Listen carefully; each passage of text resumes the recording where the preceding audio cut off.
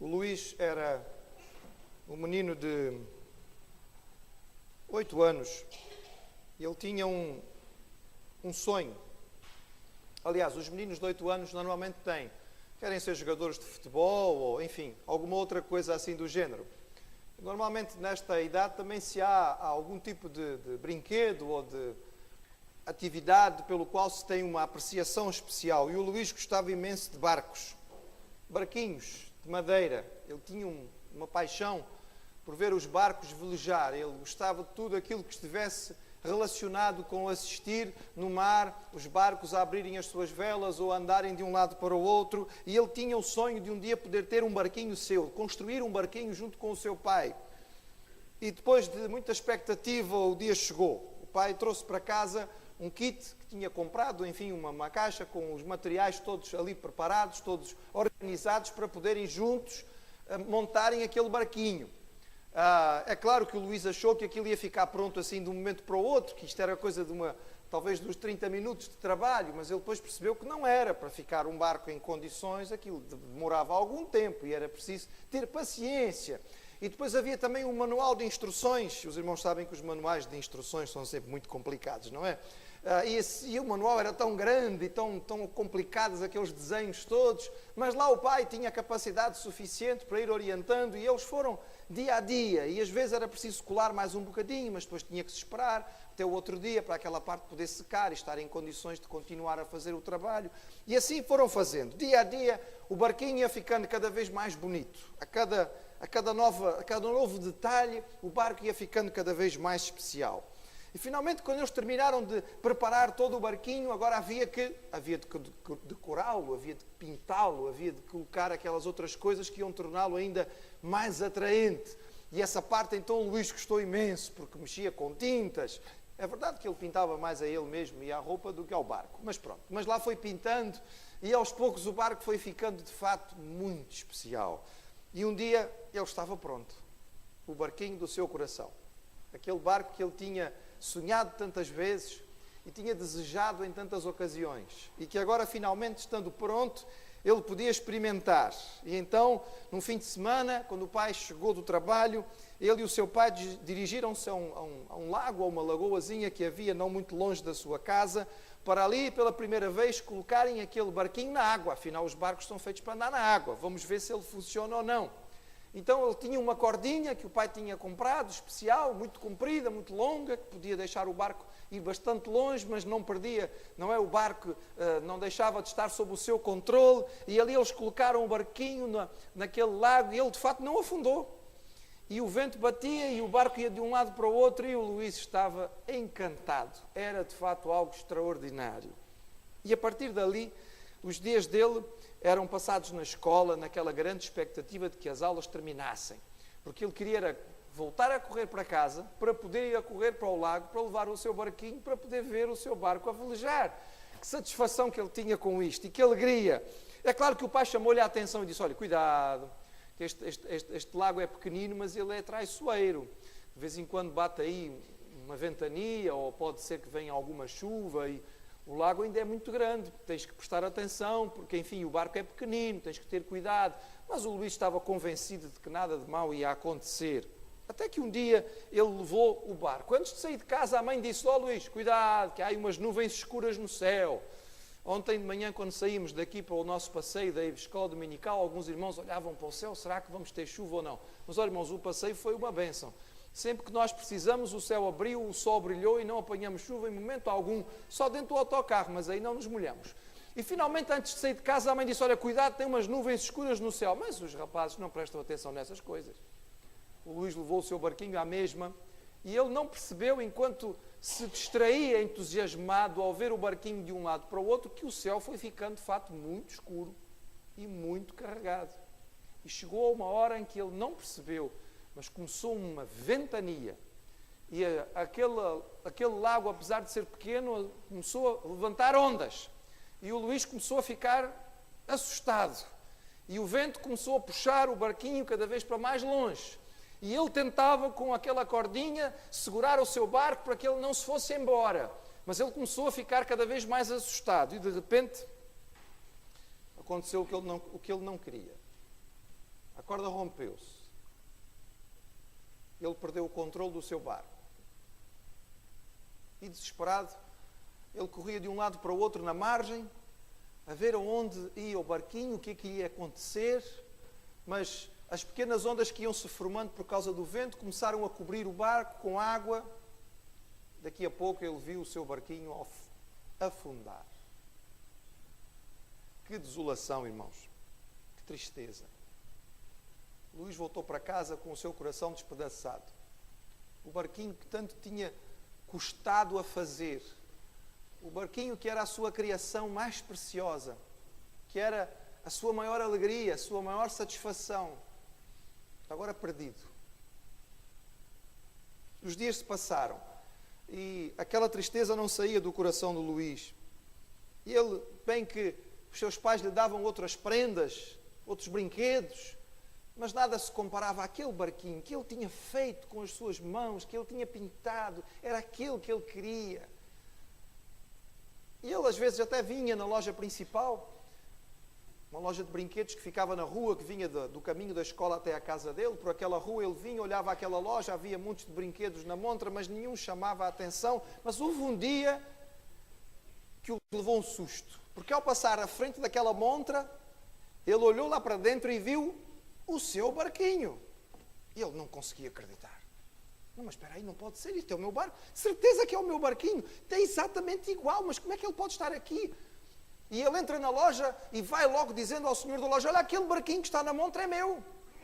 O senhor riu, não é? Um menino de 8 anos, certamente estava a querer levar o brinquedo sem pagar. E começaram a conversar e ele explicou: não, mas este barquinho eu fiz com o meu pai. E o senhor reconheceu: não, ele tem características de um barco que foi montado, aqueles kits que vêm de montagem. De fato, olha, é assim, eu vou-lhe explicar, ao Luís, vou-te explicar o que é que se passa. Este barquinho alguém achou ali ao pé do lago. E limpou, enfim, porque ele estava todo sujo, todo estragado, tornou a pintar-lhe novamente e o trouxe aqui e vendeu-me. Eu comprei, portanto o barquinho está à venda. Se tu quiseres comprá-lo, podes comprá-lo. E quanto custa o barquinho? Oh, o barquinho custa 150 euros. Ai, era tanto dinheiro. Como é que uma criança de 8 anos ia arranjar 150 euros? Ele ganhava a mesada do seu pai, não é? Mas a mesadazinha dele era 10. E ele começou a fazer contas e aquilo ia demorar tanto tempo para conseguir juntar 150 euros. E então ele começou a pensar em coisas que ele podia fazer. E começou a conversar em casa. E depois começou a conversar com os seus amigos. E lá lhe foram dando algumas atividades para ele fazer. Ele guardava a sua mesadazinha, lavava o carro do pai, lavava o carro dos vizinhos, lavava o carro das pessoas que moravam na outra rua, limpava este jardim, ajudava a cortar a relva do outro, oferecia-se para fazer todos os tipos de trabalhinhos, ia ganhando, ganhava 2 aqui, ganhava 5 ali, ia juntando, e de vez em quando ele parava, abria o cofre, contava novamente, ainda faltava. E as semanas foram-se passando, todos os dias. Ele passava na frente da montra, ele olhava para o seu barquinho e ele tinha combinado com o dono da loja: o senhor não vai vender a ninguém, vai guardá-lo porque eu vou comprar o barquinho. Mas finalmente ele conseguiu, irmãos. Um dia chegou em que ele juntou todo o seu dinheiro, em todas as suas moedas, e com o seu coração transbordante ele correu rua abaixo, entrou naquela loja e ele entregou o seu dinheiro todo, sem nenhuma dificuldade àquele senhor. E o senhor solenemente foi e tirou o barquinho da montra. E entregou-o novamente ao Luís. E o Luís pegou naquele barquinho e o abraçou com todo o carinho e disse: tu és meu, e tu agora és meu 2 vezes, porque eu te fiz e porque eu te comprei. E os irmãos devem estar a pensar: ó pastor, esta semana não tinha mensagem, não era? Esta semana o pastor andou a ler a Bíblia inteira e não encontrou nenhum recado para trazer à congregação. Não, irmãos, tem recado da palavra do Senhor. Abra a sua Bíblia. A primeira carta que Paulo escreveu aos Coríntios. O irmão já vai ver onde é que nós queremos chegar. Primeira carta de Paulo aos Coríntios. Vou pedir que abra no capítulo 6.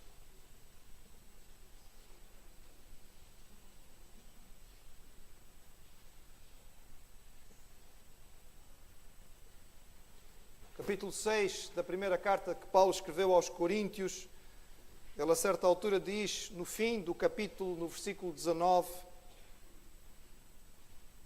ou não sabeis que o vosso corpo é templo do Espírito Santo que habita em vós, proveniente de Deus, e que não sois de vós mesmos, porque fostes comprados por bom preço. Glorificai, pois, a Deus no vosso corpo e no vosso espírito, os quais pertencem a Deus. Este mês, irmãos, os irmãos que têm lido as pastorais do boletim, partindo do princípio que o pastor tenha a esperança, não é? Espero eu que seja uma esperança que não seja vã, que os irmãos leem as pastorais que estão no boletim. Nós temos falado sobre mordomia. E quando falamos sobre mordomia, nem sempre todos entendem o que isto significa. Isto é uma doutrina bíblica, irmãos, que diz que nós, na verdade, não somos donos de nada. O título da nossa pastoral de hoje é tudo. Tudo o quê? Tudo pertence ao Senhor, não é nosso. É claro que nós, desde muito novos, e as crianças começam a aprender isto desde pequeninos, aprendem a dizer, é meu. Não é? Isso é uma daquelas coisas que os miúdos aprendem depressa. Nós não precisamos gastar muito tempo a ensinar-lhes a noção de propriedade. Muito rapidamente eles sabem. Nem sabem falar ainda direito, mas já sabem que este brinquedo é meu, tu não podes pegar nele, não é? Às vezes, quando chegam junto de outros colegas, ou quando aparecem irmãos mais novos, um dos primeiros problemas que surge é este. Porque isto é meu, não podes mexer aqui.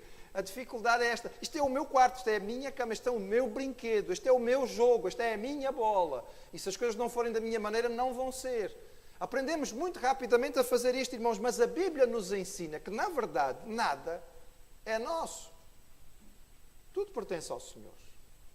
O salmista dizia no Salmo 24, do Senhor é a terra e a sua plenitude, o mundo e aqueles que nele habitam. Tudo pertence ao Senhor, tudo, tudo. Nós somos dele, irmãos, e nós devemos ao Senhor em primeiro lugar, porque Ele nos criou, Ele nos fez. Ele nos fez. Nós somos feitura sua, criados em Deus. Feitos nele para podermos viver em comunhão com Ele e feitos nele para as boas obras. A nossa vida pertence ao Senhor. Um dia, mais cedo ou mais tarde, nós vamos precisar de apresentar ao Senhor contas daquilo que temos vivido, daquilo que temos feito, daquilo que temos sido. Aquilo que Ele disponibilizou nas nossas mãos, o tempo que Ele nos deu, as oportunidades que Ele nos ofereceu, os talentos que Ele colocou nas nossas vidas, os dons que Ele permitiu que nós tivéssemos. Um dia nós vamos ter que prestar contas de tudo isto. Talvez o irmão fique muito contente por falar da sua casa e pensar nas suas coisas. O Senhor permite que o irmão as tenha, que a irmã as tenha, porque é a alegria do coração do Pai que nós tenhamos, Ele tem satisfação. Mas vamos lembrar, irmãos, que Ele nos permite ter estas coisas, não apenas para que elas sejam satisfação para nós, mas que nós também possamos usar estas coisas para, de alguma maneira, abençoar outros, servir para a glória do Senhor. Mas, irmãos, talvez o toque mais importante daquilo que é a mensagem da doutrina de mordomia está aqui neste aspecto que o apóstolo Paulo usa. Porque assim como Luís naquele dia pôde ter a alegria de abraçar outra vez o seu barco e dizer, tu és meu 2 vezes, porque eu te fiz, porque eu te comprei. Nós também, irmãos, nós também. Um dia, como aquele barquinho do Luís, a tempestade da vida nos afastou do Senhor.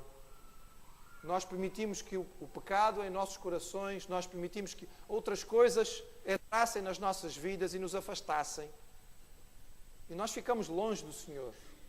E não havia maneira de nós, por nós mesmos, chegarmos novamente à comunhão com Ele. Não havia como.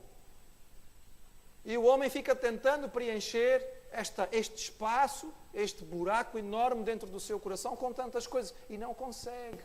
Porque o pecado é uma barreira enorme entre nós e Deus. A única possibilidade dela ser preenchida era se Deus tomasse a iniciativa. E Deus o fez. Mas, irmãos, tudo é de Deus.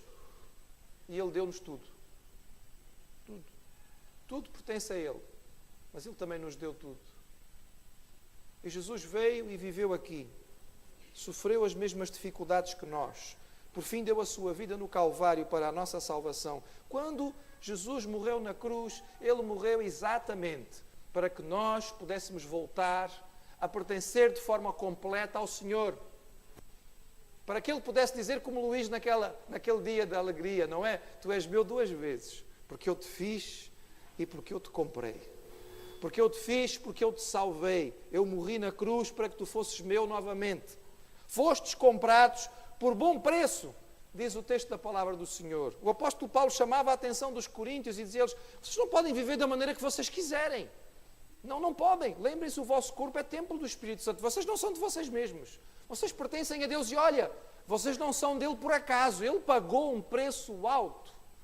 Nós ouvimos aqui ser cantado este cântico que diz: eu sei que foi pago um alto preço. Não foi com coisas corruptíveis, irmãos. Não foi com prata, não foi com ouro, não foi com dinheiro que Jesus comprou a nossa salvação. E hoje nós vamos lembrar mais uma vez, em breves minutos, na ceia do Senhor, o que de fato custou para que Jesus nos comprasse. Mas Ele pode nos dizer: eu te comprei, tu me pertences. E portanto, irmãos, esta é a base que a palavra de Deus nos dá para a alegria da contribuição. O crente aprende, o cristão bíblico aprende que dar para o trabalho do Senhor é, na verdade, investir. É o melhor investimento que existe, irmãos. Tudo o que nós gastamos aqui na terra, conosco mesmo, vai acabar por ficar aqui. Nós não vamos levar nada. Os caixões que eventualmente serão necessários para nos levar ao cemitério não têm gavetas. Eles são muito simples. Não dá para colocar nada lá dentro. Aqueles que viviam em tempos antigos, irmãos, e tinham a noção pagã de que podiam carregar alguma coisa deste mundo, faziam-se enterrar com os seus bens, com as suas propriedades, mas não levavam nada. Os bens ficavam ali à espera de que alguém viesse roubar a sepultura e tirar aquelas coisas dali. Nós investimos aqui neste mundo, irmãos, e o Senhor permite. Na sua palavra Ele pede que nós possamos contribuir para a sua obra, mas aquilo que o Senhor colocou para que os seus filhos de alguma maneira ajudassem o trabalho a continuar, foi 10%. Dízimo, aquilo que a palavra de Deus nos diz. Ou seja, Ele nos permite ficar com 90%.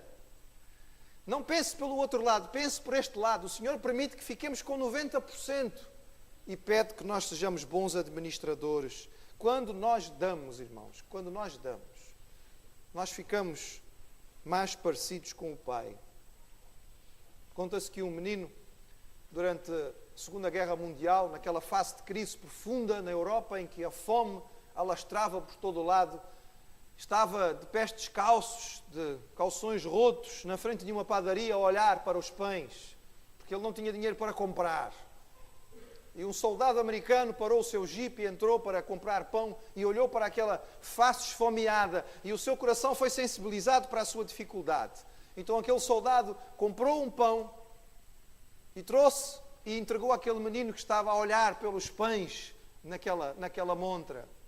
E depois afastou-se. E à medida que aquele soldado se afastava, o menino foi atrás dele. E ele sentiu alguém a puxar o casaco, não é? E o soldado olhou para trás e aquele menino estava a olhar para ele. Sim. E o rapazinho então perguntou ao soldado: desculpe, o senhor é Deus? Aquela criança, no pouco que tinha aprendido, tinha ouvido que Deus dava, que Deus era bom, que Deus de alguma maneira ajudava. Então quando alguém veio e lhe deu, ele concluiu: este homem deve ser deste, este senhor deve ser Deus, que ele deu-me pão, eu não pedi nada, ele simplesmente viu que eu precisava e ele deu-me. Irmãos, quando nós damos, nós ficamos mais parecidos com o Pai. Dar mostra a virtude cristã mais importante, que é o amor. Quando nós contribuímos para a causa do Senhor, nós multiplicamos as nossas ofertas de tantas maneiras. Por exemplo, quando o irmão contribui, permite que os obreiros possam se dedicar exclusivamente à obra e possam abençoar outras vidas. Sabe como é que é possível que os pastores trabalhem e abençoem vidas à sua volta? E outras pessoas recebem aconselhamento, e recebem discipulado, e recebem direção, e recebem ajuda. Porque o pastor pode se dedicar a esse trabalho, senão ele teria que fazer outras coisas e não tinha tempo para isso. Então pense, irmãos, que quando o obreiro do Senhor de alguma maneira abençoa outras pessoas, abençoa porque você abençoou para que ele pudesse fazer o trabalho. Você contribuiu para que a bênção chegasse a esta pessoa. Quando as portas da igreja ficam abertas, irmãos, elas ficam abertas porque nós contribuímos, porque nós participamos para que as atividades possam continuar a acontecer, para que haja condições de que nós estejamos aqui reunidos. E quando pessoas entram aqui e aqui são abençoadas, você foi parte da bênção. Já imaginou isso? Já pensou nisto? Que quando saímos daqui, depois de um dia de culto, e muitas pessoas, esperamos nós, saem daqui com o seu coração alegre, ou reanimado, ou saem daqui tendo ouvido a palavra do Senhor e tendo entendido, saem daqui confortados no seu coração. Sabe porquê que isso aconteceu? Por muitas coisas, mas entre outras porque você contribuiu, e por causa da sua contribuição as portas estão abertas. Quando nós contribuímos, irmãos, nós abençoamos os trabalhos que são feitos, os materiais que são comprados e que abençoam outras pessoas. A ação social que a igreja faz é feita porque você contribui.